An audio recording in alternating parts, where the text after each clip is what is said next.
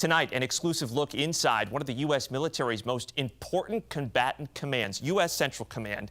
It is headquartered on MacDill, the command that oversaw efforts to take down violent extremists from Iraq to Afghanistan over the past 20-plus years. The work happening behind the gates, the security barriers and the walls of CENTCOM is critical to Tampa, the nation, and the world. The commanding general takes my co-anchor Courtney Robinson on a tour, giving us all a look at what happens day in and day out.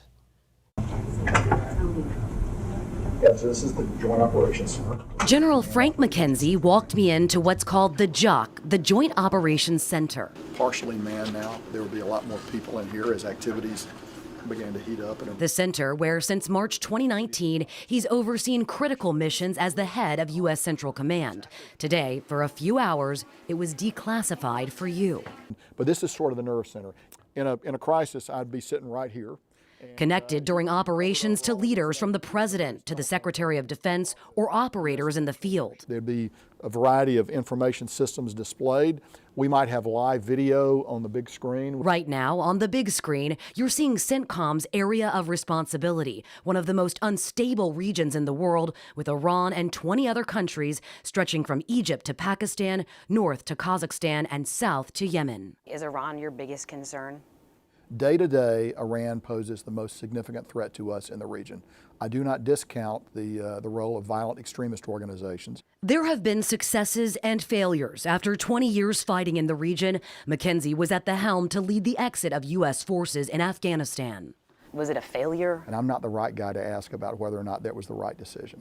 I would tell you this, we struggled to get a lot of people out. We did not get everyone out we wanted, and we paid a steep price for the people that we did get out. And I'm very mindful of that every day of the 13 Marines, the soldier and the sailor that lost their lives. It weighs heavy. He's responsible for more than 34,000 who serve under his command, both in the region and at home. He admits his biggest failure, the lives lost on his watch. Their mothers and fathers gave them to us, and that's a moral responsibility. So it's a precious asset that you're working with. So you have to be conscious of that in every decision that you make. That's why you feel it so very keenly when you can't bring them all back. Who do you look to most for advice? So actually, I look to my wife first. Is when I need advice. I talk to her. I can't talk to her about everything that goes on in CENTCOM, but I found it's a good practice to talk to her before I make a major decision, and she usually gives me very good advice. McKenzie's served as a Marine almost 43 years, his wife Marilyn right by his side. He says their marriage and family are truly his greatest accomplishment. And as the sun sets on his career, the pair, like CENTCOM, will be permanently headquartered in Tampa. There's so much to like about Tampa Bay. You know, first I'll say, I like the friendships that I have here. We have had an opportunity to get out in town and meet a lot of local people, and we really treasure that. And from a military perspective, he says Tampa should take comfort having CENTCOM in its backyard. The people of Tampa should feel safe and secure because of the larger U.S. military, of which SOCOM and CENTCOM are vital parts. It's good that we're here, but as you know, there's a lot more to it than these two organizations.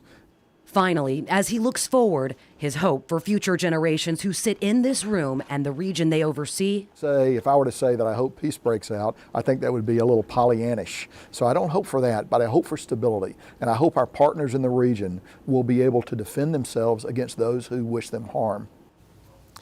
General McKenzie will retire on April 1st, but the mission of CENTCOM will continue as it has here in Tampa since 1983.